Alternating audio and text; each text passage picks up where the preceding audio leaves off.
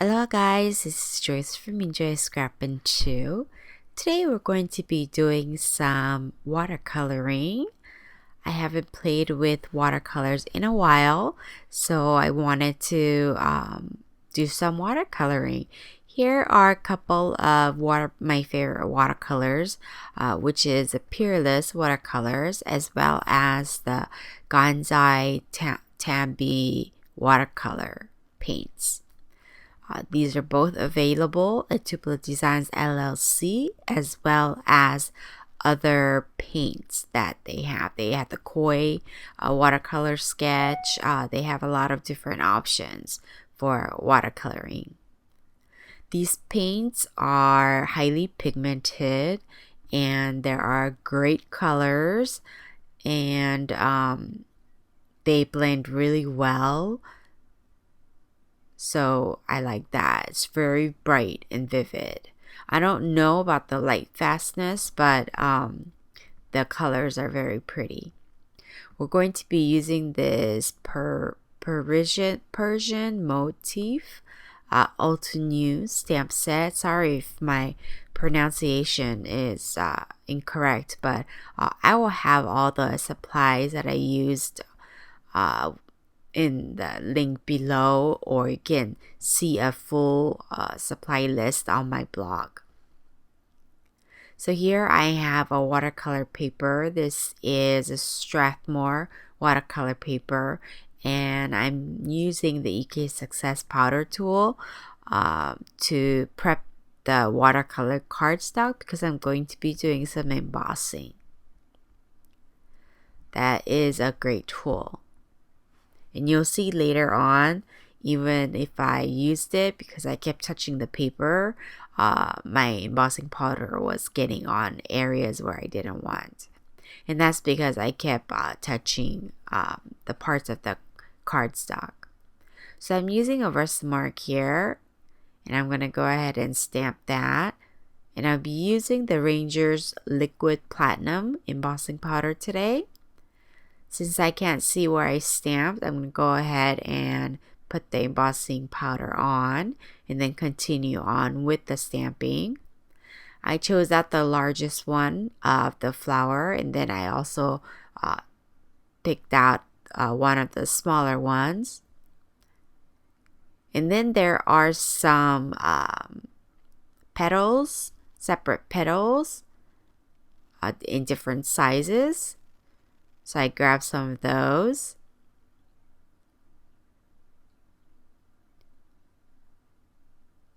So this is where I stamp the little petals. I wanted to kind of look like it's falling.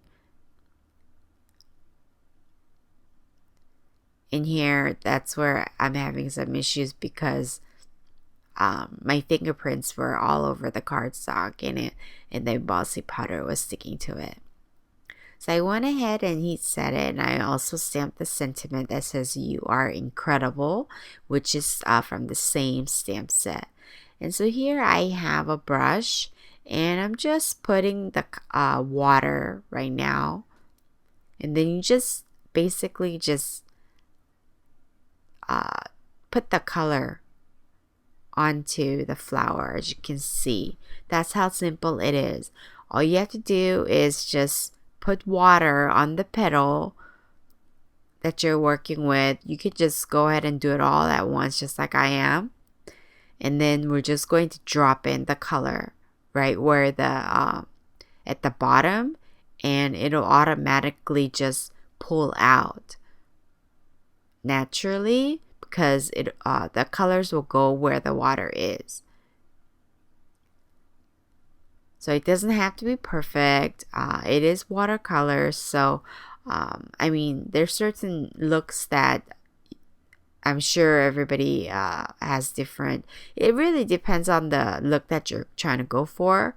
For today, I wanted to show you that you can easily, quickly color, and it'll still look nice. And you don't really have to do much. I'm not doing any blending.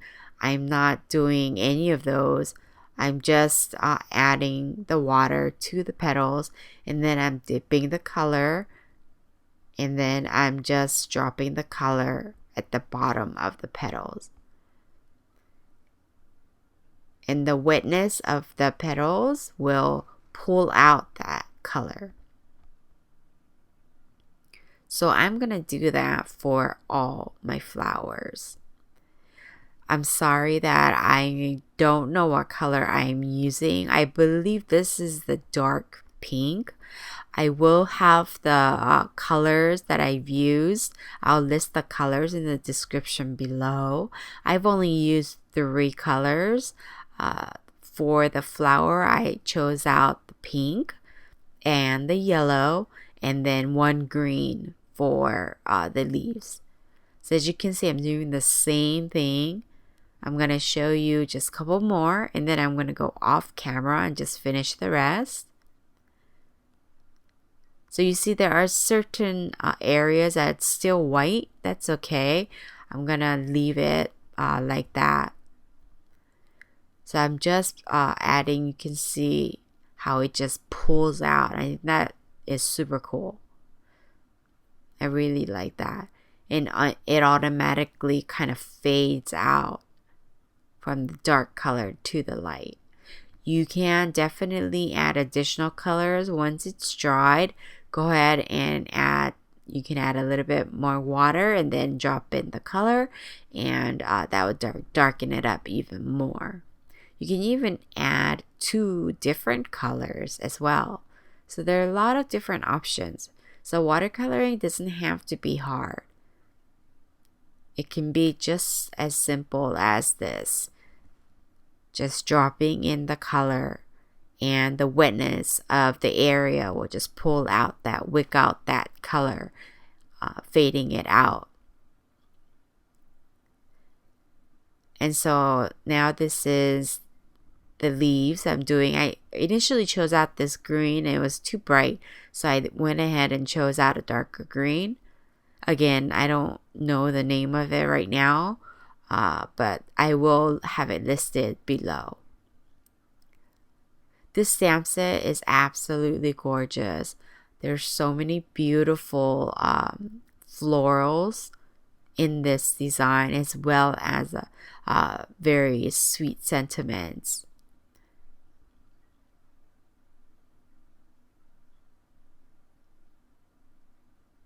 And I love Altenew, and they're bringing out a lot of different gorgeous flowers for the CHA 2016.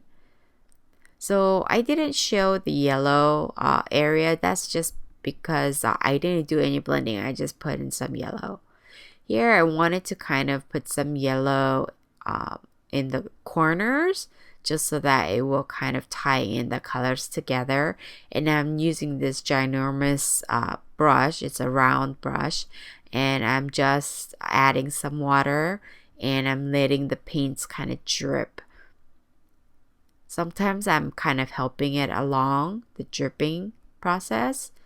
I'm going to go ahead and heat set that. So everything is dried now, as you can see, and I've adhered score tape to the back. This is the Nina 110 pound, and I've matted our watercolor piece to a black cardstock, and then I'm gonna go ahead and add this black panel to my card front. So this basically finishes off my card for today. So I just wanted to quickly share with you guys how easy and fast this watercoloring was.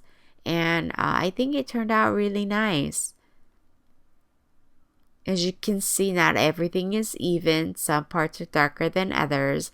There are lighter areas as well as white areas, and it's okay. It looks really nice. Thank you so much for stopping by, and if you like this video, please give a thumbs up and hit that subscribe button. All the supplies will be listed on my blog as well as below. Thank you guys so much, and I'll see you next time. Thanks. Bye.